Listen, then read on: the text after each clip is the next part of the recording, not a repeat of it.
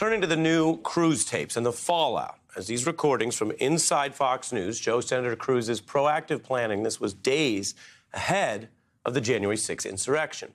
The tapes are a story we broke on The Beat last night. Here are excerpts of some of what Cruz was telling people over at Fox in private calls on January 2nd.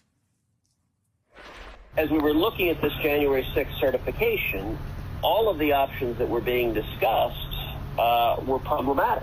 The mechanism to try to force that is denying certification on the 6th. Who's deciding who gets inaugurated? It would be the results of that commission. And these newest tapes, some of which I just played you the excerpts, they are from January 2nd. But take it together, and we also learned that back in November, around basically the period when obviously Trump had already lost and been declared the loser, Cruz was saying, basically in a different set of tapes, talking to Fox, that any valid challenge to the election results would require facts and evidence. It can't just be, somebody tweeted this. It's got to be demonstrable facts that can be laid out with evidence, because that's what a court of law is going to look to, not just an allegation, but actual facts. And so, I'm hopeful. I hope when Rudy comes on the show tomorrow, he has some of those facts, and I hope the legal team continues to lay out the specific evidence, because that's what it's going to take to prevail in court. It is true that you need proof and actual facts to prevail in court, as the senator said.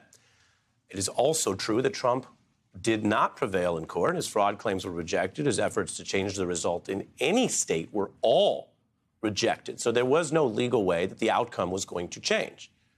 And even many of Trump's smaller cases that would not have changed the outcome but were designed to kind of make noise in and around court about alleged fraud, those got tossed too. By January 6, 98% of Trump's filed cases had been crushed, failed, rejected, tossed. Specifically, 61 out of the 62 cases had already lost, per account from elections lawyer Mark Elias that USA Today reported on. Indeed, unlike Bush v. Gore or many other precedents where close elections can be litigated, Trump's cases there were so weak as a legal and factual matter that not a single one even got a hearing at the Supreme Court. And that's just a hearing, let alone the idea that there would be some last-minute, out-of-the-blue decision by the Supreme Court to overturn President-elect Biden's lawful, complete, and total victory. And you could try to go to the court and say, maybe we want to change the outcome in a single state. Even if that happened, which it didn't, Trump was trailing by 3 states.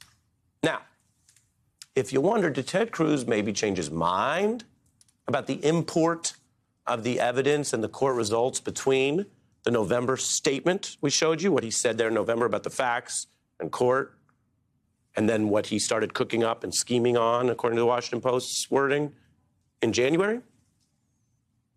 Is there some way to find out? Well, I have the answer for you right now. He did not change his mind. And we know that from another excerpt from this tape, which we're playing now, right now, for the first time. This is, to be clear, part of the same set of tapes, but in the news world, it's new, because we didn't air it last night. We have it. And here in this excerpt of the tape, Senator Cruz concedes that they lost all those cases because they never had anything strong enough to get a hearing. So they weren't going to the Supreme Court.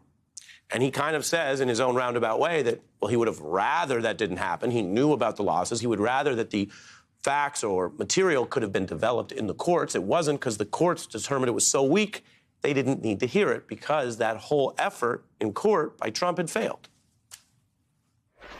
I would have rather seen these facts developed in a court of law, but unfortunately the courts that heard these cases, we did not have a full and thorough consideration. He is referencing losing all those cases, which he says meant in his mind he felt that didn't lead to a thorough consideration. All the judges and litigants would disagree, and because Ted Cruz is an experienced lawyer and litigator, he would know that too. He knew they failed in court. He knew why. Because as he said in November, you need evidence, not tweets. And this is something I've talked about here in a range of cases. It's true in the election context. It's true in the defamation context. And let me put it like this. Courts are not some social media site that Trump can post on or create. Courts are not former Fox host Tucker Carlson's show, where you can blithely yell out that the convicted sedition caught on tape over at the Capitol was, quote, not an insurrection, as former Fox host Tucker Carlson falsely claimed. That doesn't fly in court where actual facts are required. And all the context matters because we know what Cruz thought of Trump when he wasn't playing this other political game, or worse than game, in 20 and 21. We know what Cruz warned about Trump in 2016. We even know about it in the specific context of the danger of trying to steal elections, be they federal or state by state, as many elections work in this country. Remember, if you have said, boy, Ari, a lot of threads, a lot of receipts, yeah, we will try to keep track of the receipts here for you.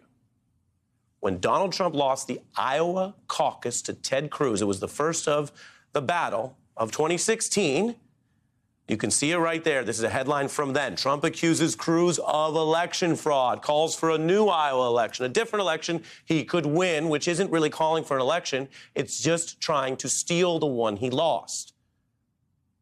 If we were writing a movie that was trying to prove a sort of a unreal extreme shift of a person in a semi-autocratic political bind, Ted Cruz was on the receiving end of this exact strategy in 16. And he went all the way around to start helping it. But not for his own election, for Trump. Cruz becoming this key player, and we've put it all together for you side by side. This is material we've had, but we're presenting it in a new way right now with the receipts to make sure people understand what Cruz said, what he was concerned about, sometimes what he said when he thought he was speaking privately to Fox News and people he thought were planning with him for the 6th, and what he really thought compared to what he did to try to steal the most recent presidential election. It is no surprise that Donald is throwing yet another temper tantrum, or if you like, yet another Trumper tantrum. Donald finds it very hard to lose. It's not good. It's not good if Joe Biden becomes president to have half the country believe that he stole the election and it was illegitimate. That's not good for the next president or the next president or the next president. This man is a pathological liar. The man cannot tell the truth. Who's deciding who gets inaugurated? It would be the results of that commission and what they find. It can't just be, somebody tweeted this. It's got to be demonstrable facts that can be laid out with evidence. The mechanism to try to force that is denying certification on the 6th. This is not opinion or observation about Senator Cruz. This is Senator Cruz. These are his words. I can't say they're his truths because they're not all consistent. If you know anything about truth, evidence, or logic, you can't have two opposite things be true at the same time, but they are his Cruzisms. Warning Trump was a liar. Warning after Trump lost in 2020 that you'd need actual facts and evidence. Now, today we have a new response from Ted Cruz to these Cruz tapes, to the report on MSNBC. If you happen to be watching last night, and if you didn't, you're caught up. If you happen, you may recall I mentioned that we reached out for comment. We also offered, of course, the senator a chance to come on and discuss this and other issues on the program, and that they didn't comment in time for air. Well, now Ted Cruz is specifically commenting on the beat report of the Cruz tapes. And I'm going to show it to you, but just to understand, the bulk and thrust of his comment is an admission. He confirms that he did do this plan and that the recording does reflect his public statements and the plan, mixed in there with a little bit of personal attack. But he basically says, this is exactly what I said on TV and what I said in the next morning, and he's referring to his work in the Senate. I'll also mention, in fairness, that Senator Cruz's spokesperson told us this today, separate from that tweet that Ted Cruz posted, quote, there is nothing new to add. Nothing has changed since 2021. They pointed to a statement that they also released at that time discussing the same idea of using a commission to bureaucratize the coup and steal the election. So that was a public statement at the time, while Cruz on tape talking about the plan to Bartiromo was, of course, not public at the time. So you have some significant context here. But you also have a sitting senator faced with all of this evidence responding in public by saying, I did that. I already admitted that. Oh, you have more details that confirm it and show how hard I was working on it? Fine, but I already admitted that. And to that I say, in all seriousness, Senator Cruz, I appreciate your public response. And that aspect of your response, confirming and admitting that you did this, seems, according to the evidence we have, to be accurate. So that part of your statement is accurate. We appreciate getting it on the record tonight. And as promised, as journalists do, we're reporting that out.